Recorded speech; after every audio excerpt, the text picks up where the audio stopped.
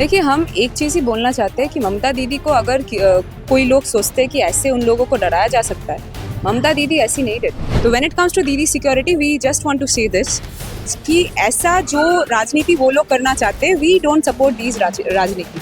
This is below the belt politics. Below the belt politics Bengal के राजनीति में आज तक नहीं हुआ है। ये बीजेपी के सरकार आने के बाद हम लोग ये सब चीज़ देख पा रहे हैं, और ये सब चीज़ हम लोग एक्सेप्ट नहीं कर सकते। देखिए, इस वक्त हम लोग मौजूद है फॉर्मर सीएम ममता बनर्जी के जो हाउस है उसके बाहर। अब देखिए, यहाँ पर सामने एक ऑफिस है।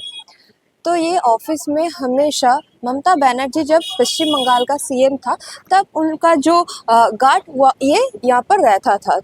तो कल जब बीजेपी सरकार आने के बाद लगातार बुलडोजर पॉलिटिक्स चल रहा था पश्चिम बंगाल में, हॉकर्स को हटाने का काम चल रहा था, उसके विरुद्ध ममता बनर्जी ने एक प्रोटेस्ट रैली किया।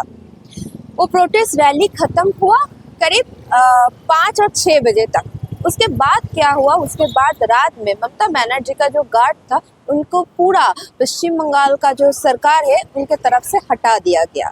अभी क्वेश्चन है, ये जो गार्ड है ये ममता बनर्जी के साथ 20 सालों से है। मतलब ममता बनर्जी जब पश्चिम बंगाल का सीएम नहीं था, ओपोनेंट लीडर था, तब से ये लोग गार्ड है ममता बनर्जी का। तो क्यों अचानक से क्या हुआ ऐसा जो ये जो गार्ड है ममता बनर्जी का ये हटा दिया गया?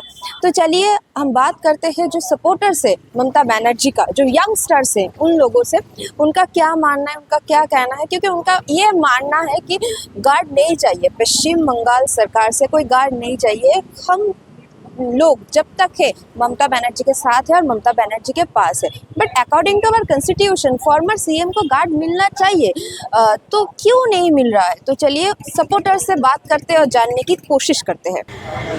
আমরা ইতিমধ্যে লাইভ, ঘড়ির কাঁটায় রাত 12টা 33 এবং আমরা যে জায়গায় দাঁড়িয়ে আছি সেই জায়গাটা তিনবারের মুখ্যমন্ত্রী মাননীয় মমতা বন্দ্যোপাধ্যায়ের বাড়ির একদম সামনে।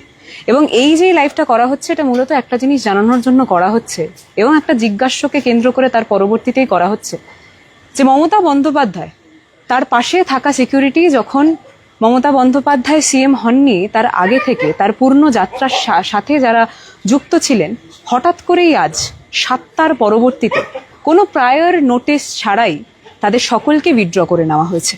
এবং যেই ঘরের দৃশ্য, সেই ঘরে আশেপাশে কোনো সিকিউরিটি নেই। আমাদের প্রশ্নটা সকলের একটা জায়গাতেই এসে দাঁড়াচ্ছে যে এইটা কোনো জায়গায় সংবিধান মান্যতা পেয়ে তার পরবর্তীতে কি করা হয়েছে, এবং শুধুমাত্র তাই কেন, তার পাশাপাশি আরও কিছু বিষয় যেগুলো রয়েছে সেইগুলো হচ্ছে যে মমতা বন্দ্যোপাধ্যায় যখন মাঠে নেমেছেন, মমতা বন্দ্যোপাধ্যায়ের সাথে এত সংখ্যক জনস্রোত যখন মাঠে নেমেছে, ওনার এক ডাকে 41% যেই ভোট আমরা পেয়েছি, সেই প্রত্যেকটা ব্যক্তির কণ্ঠস্বরে উঠে আসা জয় বাংলা মনে হচ্ছে যেন শাসকে বসে থাকা কোনো ব্যক্তিদেরকে ভয়ের কারণ হিসাবে তার পরবর্তীতেই গোটা দৃশ্যটা আমাদের চোখের সামনে আসছে। আমরা সকলে যারা এখানে উপস্থিত হয়েছি রাত 12:30টার সময়, আমরা সকলেই তৃণমূল কংগ্রেসের কর্মী হিসাবেই আমরা পরিচয় পেশ করে তার পরবর্তীতে এখানে এসেছি। আমাদের মূল বক্তব্য একটা জায়গাতেই, যে এইভাবে দমিয়ে দেওয়া কি সম্ভব? আমরা যখন এখানে দাঁড়িয়ে এই লাইভটা করছি, আমাদের সকলের কণ্ঠস্বরে আমাদের সকলের বক্তব্য রয়েছে। ময়নাদি, আমরা এই যে দৃশ্য দেখছি এটার পরবর্তীতে আমরা কি, তোমার কি বক্তব্য? এটা তো একটা মানে তৃণমূল কর্মী হিসেবে কেন, সাধারণ মানুষ হিসেবেও এই জিনিসটা একটা অকল্পনীয় একটা বিষয়। মানে পৃথিবীর ইতিহাসে এই রকম দিন বোধহয় কেউ আমরা দেখিনি। তো সেক্ষেত্রে আমাদের দেখতে হচ্ছে আমাদের দুর্ভাগ্য যে 3বারের প্রাক্তন মুখ্যমন্ত্রী তার বাড়ির থেকে সিকিউরিটি গার্ড তুলে নেওয়া হয়েছে। এটা আমি পশ্চিমবাংলার মানুষের কাছে একটা প্রশ্ন ছুড়লাম। আমরা সবাই মিলে একত্রভাবে এই ভিডিওটা করার একমাত্র কারণ হচ্ছে, এটা কি ঠিক হচ্ছে? এটাকেই কি রাজনীতি বলা হয়? এটাকেই কি সঠিক রাজনীতি বলা হয়? আপনাদের কি মতামত প্লিজ একটু জানাবেন।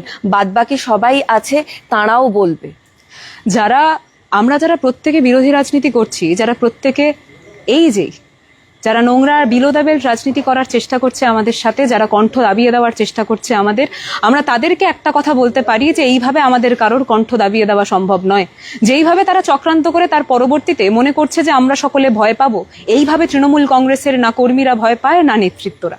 আমরা বারবার একটা কথা বলতে চাই যে যেইভাবে নোংরা চক্রান্ত করে, যেইভাবে আজকে যখন মমতা বন্দ্যোপাধ্যায় রাজপথে নেমেছেন, তার সাথে যেই জনস্রোত সেখানে নেমেছে, সেই জনস্রোত দেখার পরবর্তীতে যেই নোংরা চক্রান্ত করা হয়েছে, যে সিকিউরিটিরা গত 20 বছরের থেকেও আরো বেশি পথ মমতা বন্দ্যোপাধ্যায়ের সাথে পালন করে এসছে, আজকে যখন তাদেরকে কেন্দ্র করে হঠাৎ করেই তাদেরকে সরিয়ে দেওয়া হচ্ছে এবং তার পরবর্তীতে আমরা দেখতে পাচ্ছি যে এমন একটা সময় গোটা দৃশ্য পেশ করা হচ্ছে, সেটা হচ্ছে সন্ধ্যে 7টা-8টার তার পরবর্তীতে।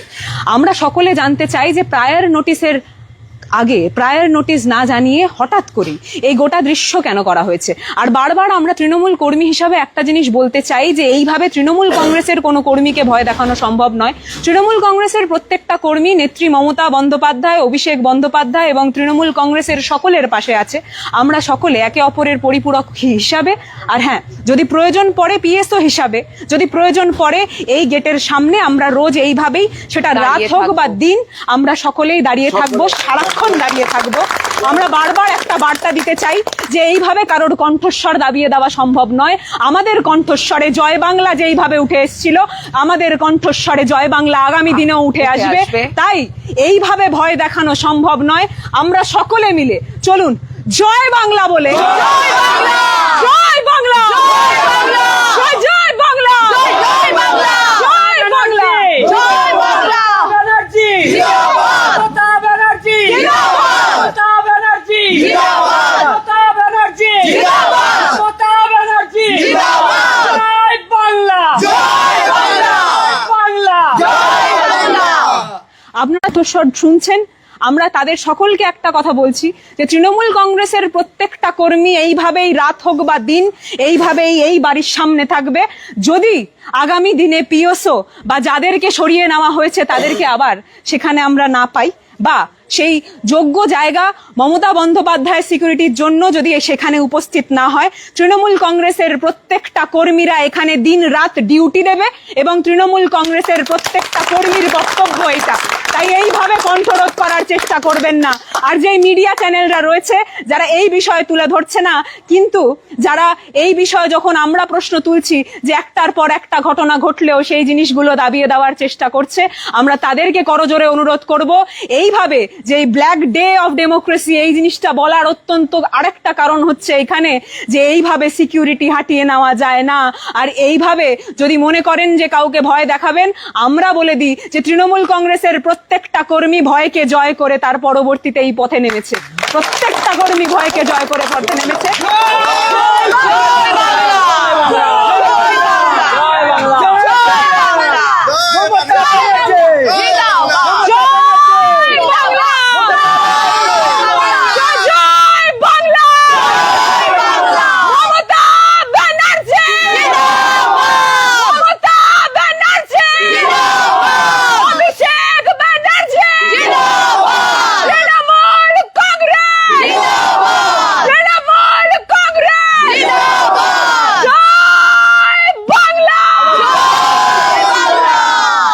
देखिए, हम एक चीज़ ही बोलना चाहते हैं कि ममता दीदी को अगर कोई लोग सोचते हैं कि ऐसे उन लोगों को डराया जा सकता है, ममता दीदी ऐसी नहीं डरती।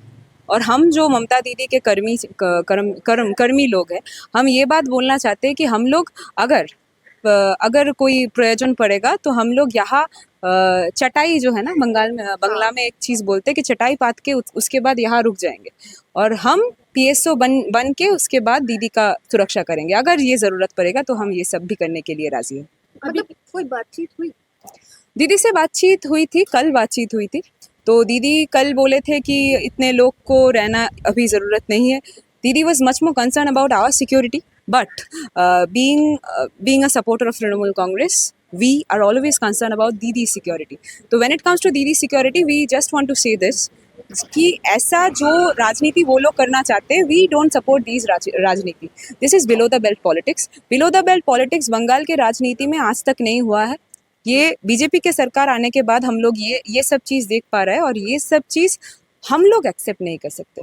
तो इसके लिए अगर हम सभी जब जो कर्मियां हैं तो सभी लोगों को अगर यहाँ दिन रात रहना पड़ेगा, हम दिन दिन रात ड्यूटी करने के लिए राजी है। हम लोग एक बात ही पूछना चाह रहे हैं, आज का दिन में जो मीडिया चैनल्स है वो मीडिया चैनल्स हम देख रहे हैं कि कोई फेक नैरेटिव उठा के उसके बाद उसका एक मुद्दा बना के वो सब चला रहे हैं। तो हम लोग ये बात पूछना चाह रहे हैं वो सब मीडिया लोगों को कि सच बात अगर आप उठा नहीं सकते, वो सच बात, वो सच मुद्दा अगर आप लोगों के पास भेज नहीं सकते, तो मीडिया चैनल बनने का तो कोई मतलब ही नहीं है। हम यही बात बोल रहे हैं, ये बात हम लोगों को बोलने के लिए लाइव का इस्तेमाल करना पड़ रहा है, ये बात बोलने के लिए आप लोगों के जैसे पोर्टल्स का इस्तेमाल करना पड़ रहा है। हम बार बार एक चीज़ बोल रहे हैं, एक बेसिक तीन बार की मुख्यमंत्री है ममता बनर्जी, 3 बार की मुख्यमंत्री के घर में कोई सिक्योरिटी नहीं रहेगा, ये कैसे हो सकता है? हम यही बात बार बार पूछ रहे हैं। मतलब बीजेपी सरकार से ये उम्मीद था आप लोगों का? क्या लगता है उम्मीद कि नहीं। कोई क्या षड्यंत्र है? ऑफ कोर्स षड्यंत्र है। आप जो प्रश्न कर रहे हैं उसके अंदर ही कोई उत्तर हम लोगों को मिल जा रहा है, तो हम वही बात बोलना चाह रहे हैं कि ये षड्यंत्र ही है। और जो बीजेपी सरकार से एक्सपेक्ट करने की बात आप पूछ रहे थे, बीजेपी सरकार से हम एक्सपेक्ट नहीं किए थे, पर जो बेसिक चीज़ है ना, एक बेसिक पॉलिटिकल एनवायरनमेंट सब लोगों को मिलना चाहिए, जहाँ एज अ एक सीएम ये तो रहना चाहिए। ये तो बेसिक चीज है, ये तो हक है। आज जो विरोधी राजनीति कर रहे हैं, मतलब हम जैसे लोग जो, हम तो बार बार यही चीज बोलेंगे ना कि हम जो विरोधी राजनीति कर रहे हैं उन लोगों के कंठ में ये तो उठ के आएगा। हम लोगों का जो डेटा है वो तो उठा के सामने लाएंगे। और अगर सुपीरियर में बैठे लोग जो वो नहीं चाहते कि हम ये डेटा उठा के लेके आए, इसीलिए वो ये सब चक्रांत कर रहे हैं। हम देख पा रहे थे कि हम लोगों के अंदर एक कॉपी था, जिस कॉपी में हम सभी लोगों का डेटा रहता था, वो कॉपी भी अभी हम लोगों को नहीं मिल रहा है। मतलब ये टिपिकली प्लान्ड था कि यहाँ अंदर जो चल रहा है, जो लोग आ रहे हैं, उन सभी का डेटा हम लोगों को चाहिए। किसी लीडर ने शायद बोला था, उसके बाद जो यहाँ के कर्मचारी है, जो उनके कर्मचारी है, वो काम करने के लिए सेम चीज़ किए हैं। पर हम बोलना चाहते हैं कि सभी कर्मी लोग जो है वो दीदी के पास ही है और दीदी के पास ही रहेंगे। सुरक्षा कर्मी को भेजा गया था लेकिन फिर से उन्हें वापस लौटा दिया गया, ये भी एक सवाल है। हम तो बार बार बोल रहे हैं कि 20 साल से जो सुरक्षा कर्मी दीदी के साथ रहते थे, अचानक से वो कर्मी लोगों को क्यों उठा लिया गया? ये प्रश्न जब हम लोग कर रहे हैं, ये क्यों कोई गलत प्रश्न है क्या? लेकिन बीजेपी के कई सारे लीडर्स कह रहे हैं कि ये प्रोटोकॉल के अनुसार हुआ है, क्योंकि इतने दिनों तक किसी भी पीएसओ को नहीं रखा जाता। 20 साल तो रह गए, 20 साल में कोई प्रोटोकॉल तो नहीं पेश किया गया उन लोगों के तरफ से। वो लोग तो सेंट्रल में थे। हम लोग ये बात कहना चाह रहे हैं कि अगर 20 साल से एक चीज हो सकता है, अचानक से आप लोगों को ये मालूम पड़ा, दीदी ने 3 बजे एक रैली किया था। हाँ। 3 घंटे के नोटिस का, 3 घंटे के नोटिस में वहाँ इतना ज्यादा भीड़ हो गया, वो देख के शायद ऊपर महल में जो बैठे हैं वो डर गए।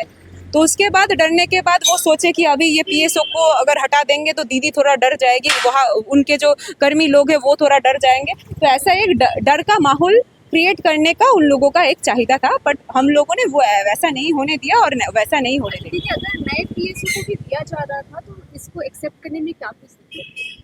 देखिए, आपको एक चीज़ समझना पड़ेगा, जो नया पीएसओ दे रहे हैं वो कितना ट्रस्टवर्दी है, हमको कैसे मालूम पड़ेगा?